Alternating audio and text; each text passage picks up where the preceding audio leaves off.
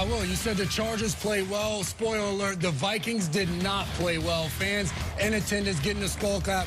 Dak Prescott has some fun, interesting warm-up exercise he does before games. Kirk Cousins trying to get it done. Third play of the game. Kirk Cousins rolling out to the right. Welcome and meet Micah Parsons. Strip sack coming from behind, getting the Cowboys started early. Second quarter here, Cowboys lead 13-3. Dak Prescott was swinging out to Tony Pollard out to the right. And he would scamper down the sideline for a 30-yard touchdown. My goodness, he's fast and electric. Kevin O'Connell watches on. Dak Prescott with the fist pump. He will roll to the right. Dak Prescott, 13 seconds left to go in the half, and he finds C.D. Lamb. Check out the feet. Take another look. You see that 7.4% catch probability. Who cares about that? He still holds on to the ball, and they will go on to kick a field goal and get out of the half. Third quarter here, Cowboys with the ball. Dak Prescott, who's he looking for? You know he's looking for. Tony Pollard, 68 yards for the touchdown. The longest play of his career. Tony Pollard would have a day, 189 yards from scrimmage. Ensuing Vikings drive, Kirk Cousins drops back. Dante Fowler with the sack. Kind of thought the Vikings would get something rolling. They never did. It didn't happen. Ezekiel Elliott just puts the cap on it, rolls in for the 1-yard touchdown. Cowboys roll. They win huge with the 40-3 victory. They're celebrating. They're having a blast coming off the comeback loss to the Green Bay Packers last week. They got it done. Let's hear from both quarterbacks, each with their sights set on Thanksgiving Day matchups. Let's start with the victorious one. Dak Prescott, what do you have to say? You got to take it one game at a time. And right now, obviously, the challenge is handling success. And just having a game like this, 43 in the NFL, is tough to do. So being able to do that, we've got to put this behind us and know that we've got to go out there and we're as good as our last game. And so we've got to turn the page and go put another one together on Thursday. Not good enough tonight. Got to play better. And with a short week this week, it's important that we get right back to it. You know, we've been winning as a team on this last several weeks of wins, and now we've lost as a team, and we got to bounce back.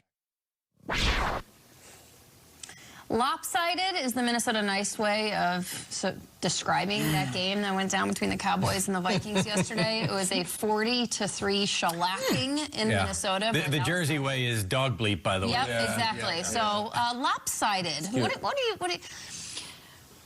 Who defined that game more for you?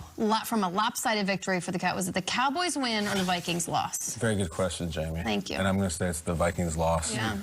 I love the Vikings. I love a lot about them and what they're made of. But, like, they're grounded. Go to your room. I don't want to see you. I don't want to talk to you. Don't give me that look. You better not slam the door when you get up there. Oof. And no electronics in there, no phone, just get up there and just think for a while. That was so.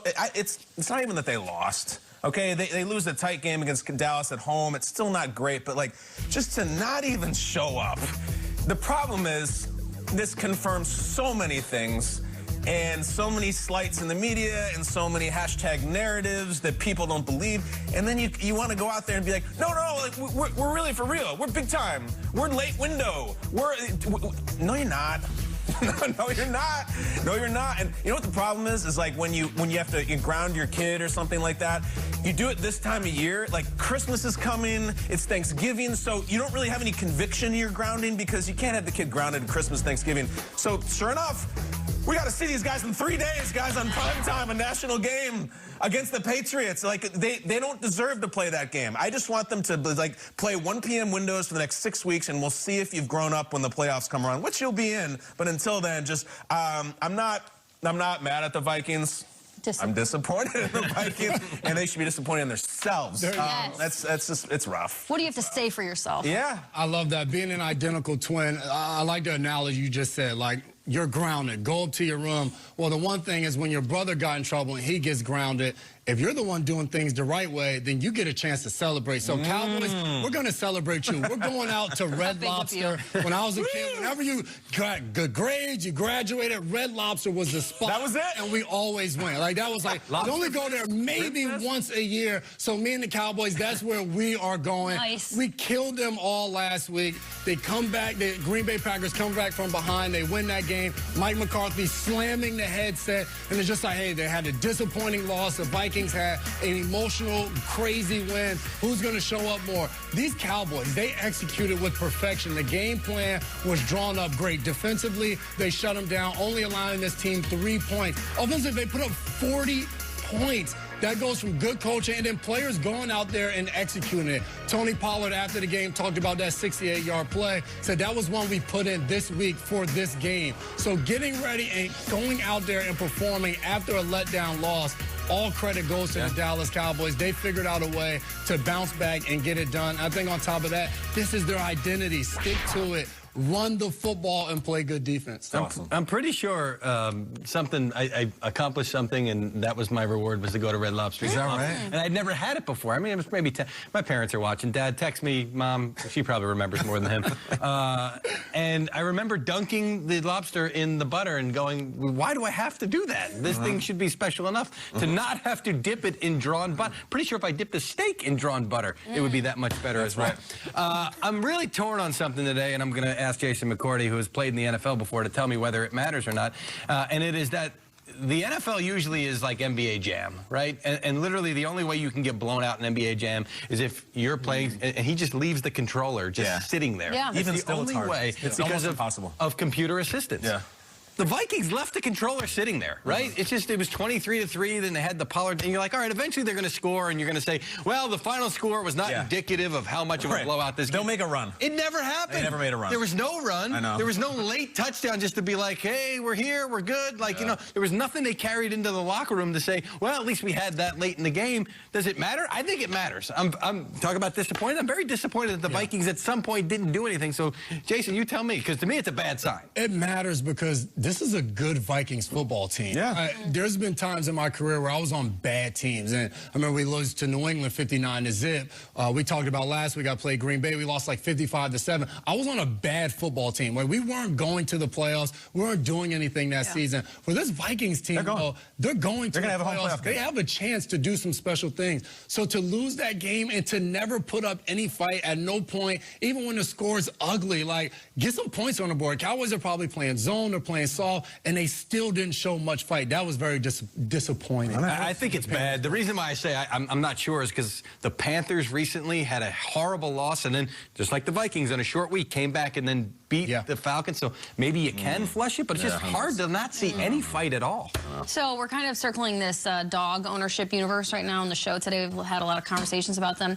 That game yesterday was when you're walking your dog and you come upon somebody else, they have dogs on the leash, and is your dog nice? You kind of look at each other and you're like, no, he's really nice. And like, you kind of just want them to go up and say hi, nose to nose, and then go on your way. And then some dogs, the submissive ones, will just lay down and like put their stomachs in the air and be like, whatever you want to do to greet me, like, that's fine. That's what happened between the Vikings and the Cowboys history. And then if your dog does that, you're looking at the other owner and be like, well, come on, man, like, get up. Like, at least you don't just do that. Just say hi and keep walking, or like get at his neck for like a second. Just one little ear nip. Like, you don't have to just put your feet in the air and look up. That is what happened to the Vikings and the Cowboys yesterday. The Cowboys came into your house. You were a home underdog, and you could have had this really cute historical statistical line where you could have been the first 8-win team to be a home underdog and win the game. And they laid on their backs. Like, it wasn't good. The Cowboys look so good. They look so powerful, and like, props to them, because they have a gauntlet of a division for them to play in. And they could look really good in the playoffs, but wow. Wasn't good. Vikings had one of those cones on their head, you know, one of those things. They're walking into sliding glass doors. And you're just avoiding. Like, you see the dog come down the side, you go to the other sidewalk. That's how you feel about the Vikings. The crazy thing is those two teams not only might meet in the playoffs, it's a probable playoff mess. We have to run this one back. We're going to have to. I know. Let's run Ian Rappaport back, shall we? Our NFL Network insider joining us now. The Cowboys are going to get a big win. They have a big win heading into Thanksgiving. Could they be getting another huge score after Thanksgiving? I know where this is going. Now, I don't know if you guys know this, but Odell Beckham Jr. is a free agent. We haven't mentioned that a lot. It's been kind of an under-the-radar storyline over the last couple